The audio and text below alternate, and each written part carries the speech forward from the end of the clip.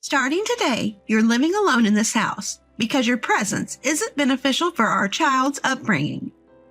Right after giving birth, my husband dragged me into an old apartment near his parents' home. But how am I supposed to live alone in a place like this? Give me my child back. Don't cause a scene like that. It's disgraceful and it bothers the neighbors. Please be quiet. Beside my husband, my mother-in-law stood scowling and disregarding my pleas with harsh words. And, to add insult to injury, she started to leave bags of organic waste in front of the rundown building every day. With no place to throw away the accumulating trash, I reluctantly opened one of the bags to find something unbelievable inside. I am Sarah, a 27-year-old housewife. It's been 2 years since I married Alex, and we were anxiously waiting for our first child's birth. However, my joy was overshadowed by worries about Alex's spendthrift ways, his temper, and the relationship with my mother-in-law. We were living with his mother at his parents' home since his father passed away early. My relationship with my mother-in-law was far from pleasant. She criticized me at every turn, and Alex would frequently rebuke me, upset by our exchanges.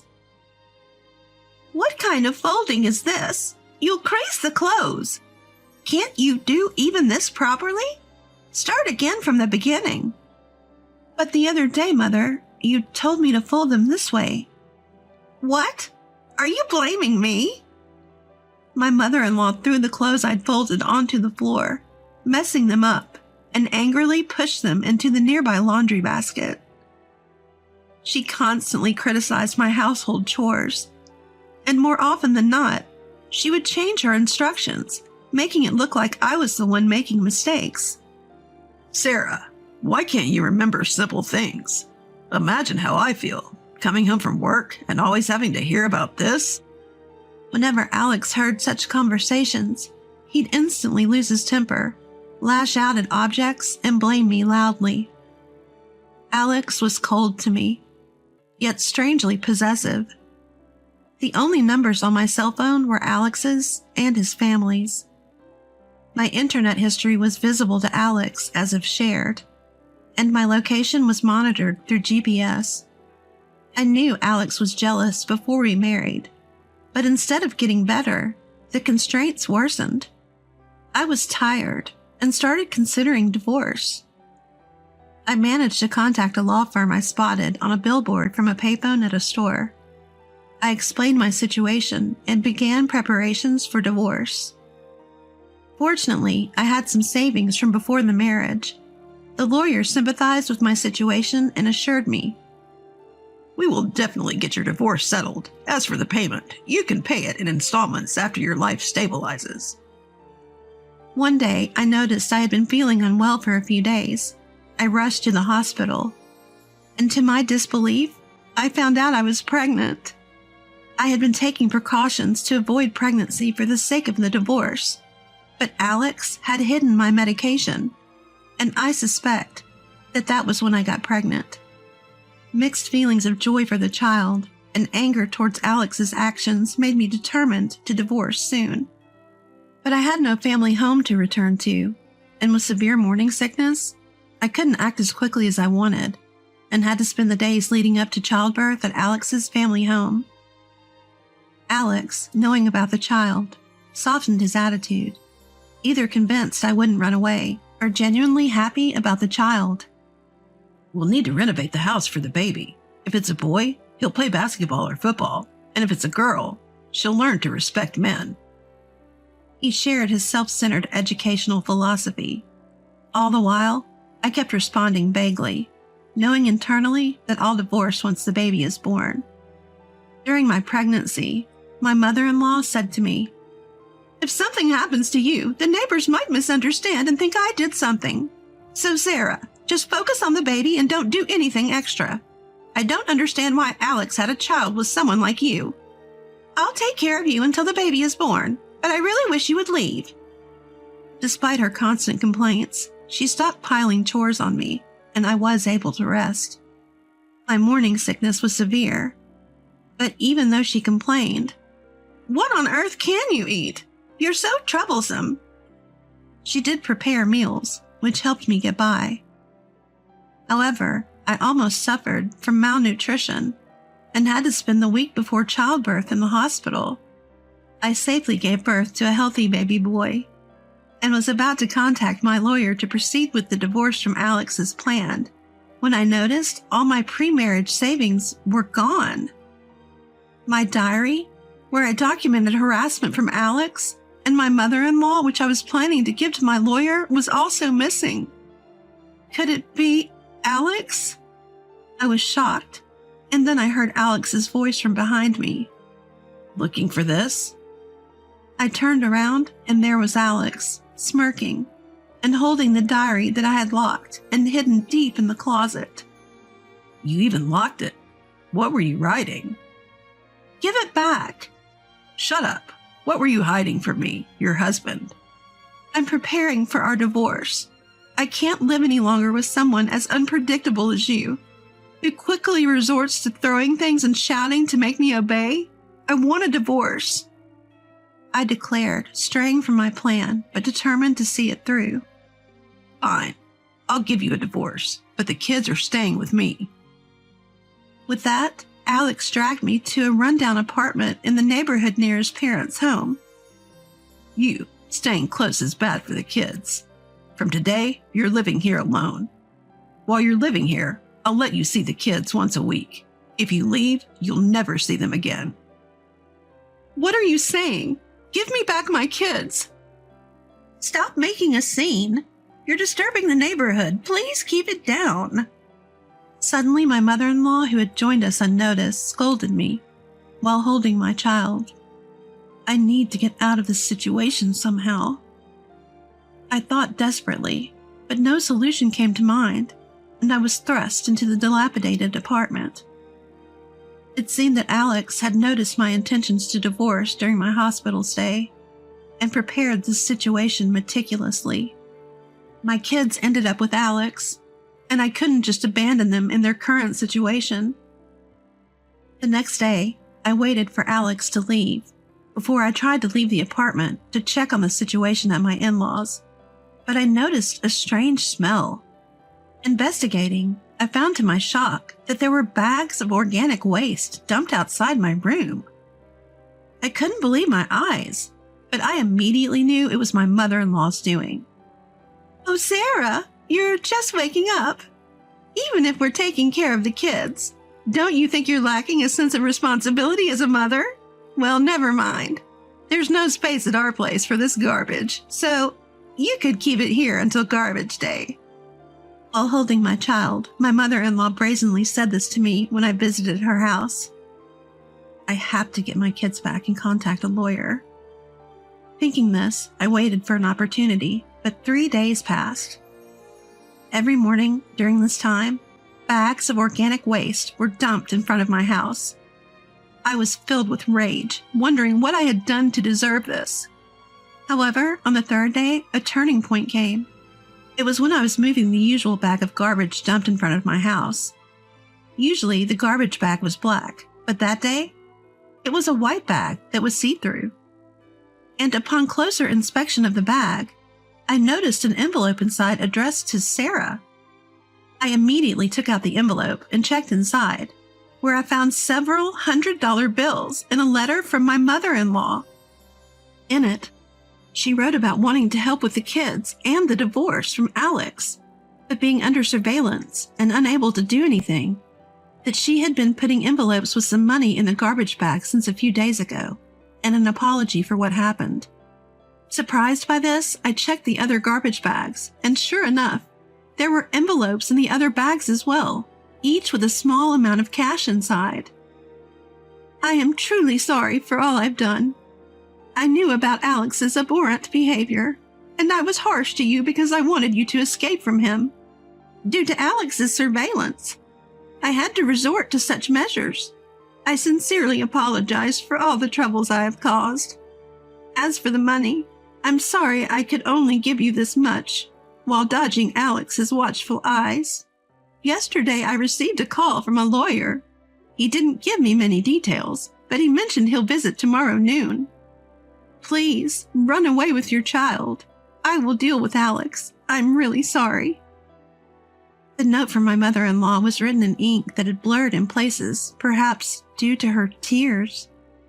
Reading it, I realized for the first time that she too was a victim of Alex's behavior. I also learned that while she took good care of me during my pregnancy, she also managed to keep my child safe from Alex's scrutiny. The shocking contents of the letter left me bewildered. Given Alex's personality, it was possible that he had even been looking down on his mother just because she was a woman, even though she was his own mother. In the other bag was an envelope, filled not only with cash, but also more letters of apology, and countless pictures of my child. Feeling my mother-in-law's concern, I sorted my thoughts for the lawyer's meeting the following day and fell asleep. The next day, I was awakened by the sound of the intercom. When I opened the door, my worn-out mother-in-law was standing there, holding my child.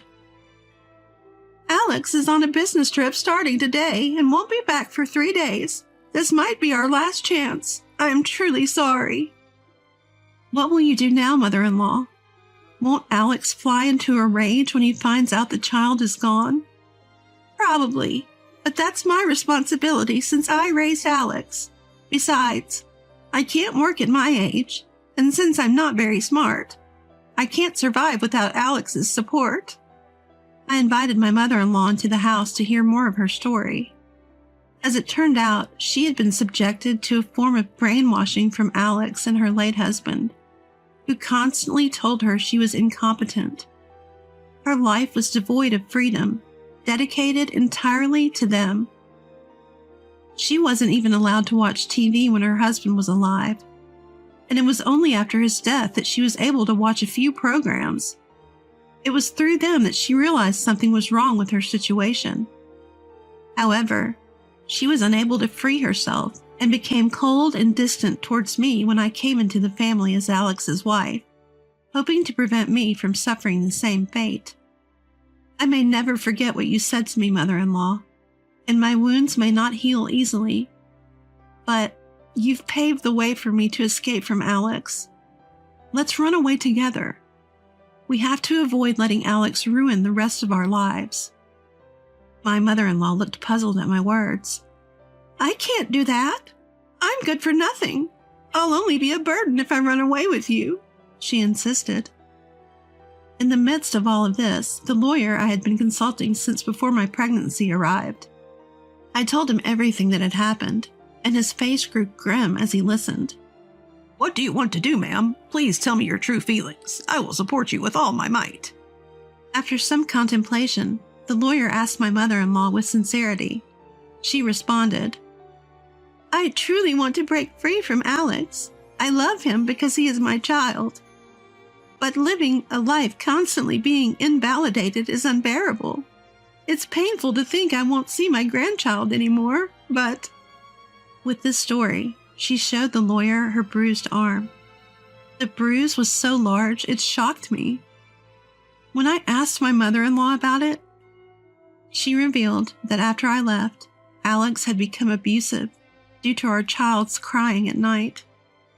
She said such incidents were frequent before our marriage, but had not occurred since I became his wife. The lawyer's expression filled with anger as he started persuading us to escape, promising to teach Alex a harsh lesson.